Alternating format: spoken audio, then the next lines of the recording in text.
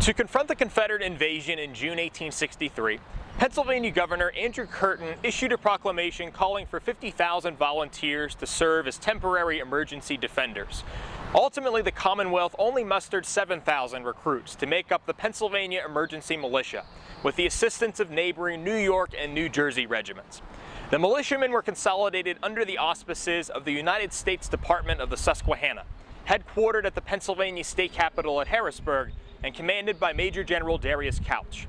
A rebel division under Jubal Early confronted one of these units west and north of Gettysburg on June 26th. The next day, Early's men marched east and captured the city of York, through which the division passed on June 28th, with an initial intent to destroy the bridge across the Susquehanna River at Wrightsville and Columbia on the branch road from York toward Philadelphia. Early's goal to destroy the bridge would soon change in favor of a plan to avoid, in his words, Pennsylvania's utterly inefficient militia by mounting his division on captured horses and attacking Harrisburg from behind, all the while damaging the railroads and canals on my route as much as possible. Much like the remainder of Robert E. Lee's Confederate Army of Northern Virginia in general, and Richard Ewell's Corps in particular, the brigades that made up Early's division were separated as they spanned through York County. Early's leading brigade consisted of about 2,000 Georgians, led by John Gordon, who accepted the surrender of York. Gordon later recalled that as he departed York via modern Route 462, he learned of the numbers and position of the Union forces at Wrightsville, toward which I was advancing.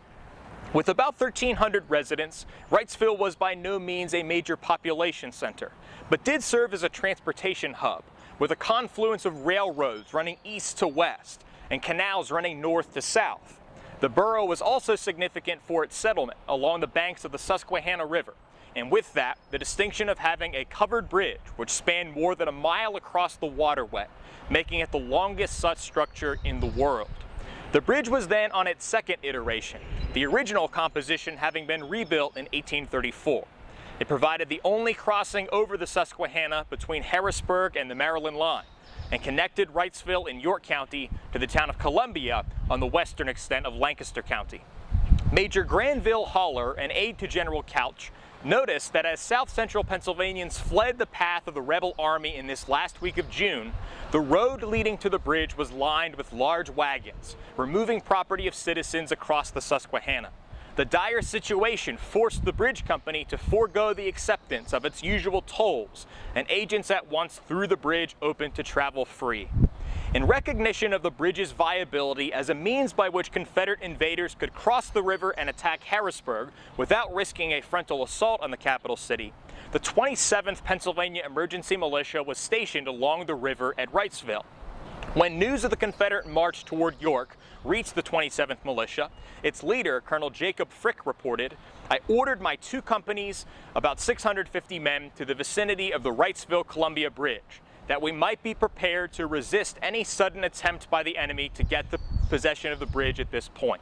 By the morning of June 28th, the 27th Militia received about 175 reinforcements, including 3 companies of white soldiers and 1 company of African Americans, though the white troops soon fled for their homes, Frick noted.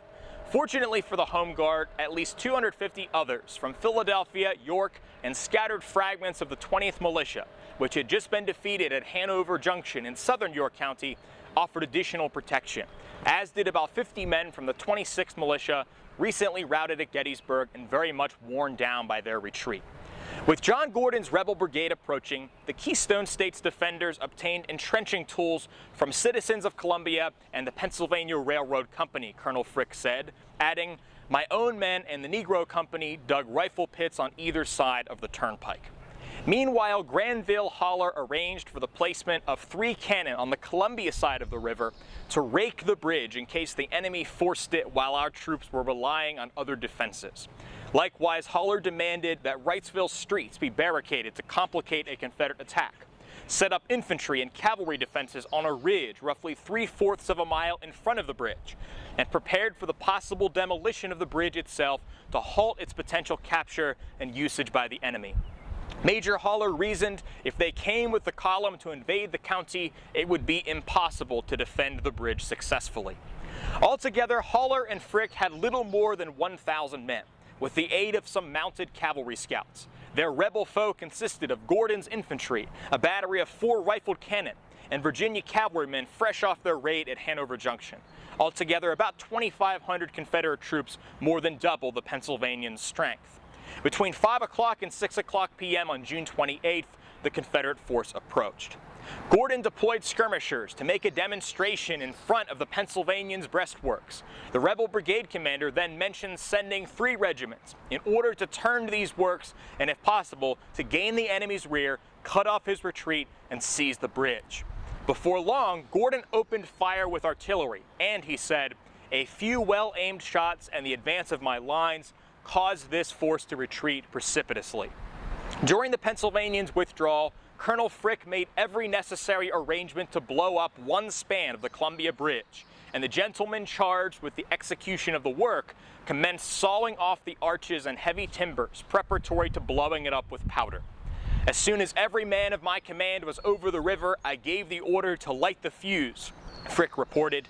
The explosion took place, and for good measure, Frick ordered the bridge to be set on fire, leaving it completely destroyed. All told, the brief battle only caused about 30 casualties, but the fire produced a great deal of property damage. Every effort was made to extinguish the fire and save the bridge, but it was impossible, Gordon testified. "From this the town was fired," he said, "and I formed my brigade in line around the burning buildings and resisted the progress of the flames until they were checked." Granville Haller added from the other side of the river that Columbia citizens worked to extinguish the flames before reaching their own town. The Confederate troops encamped around Wrightsville for the night and departed the following morning, June 29th. Gordon soon received orders to rejoin Early's division near York, having been checked at Wrightsville and other points along the Susquehanna, and with knowledge that the United States Army of the Potomac was moving northward to confront him, Robert E. Lee prepared to consolidate his army near Gettysburg. A monument commemorating Wrightsville's status as the furthest point east reached by Confederate forces during the Civil War was dedicated in 1900.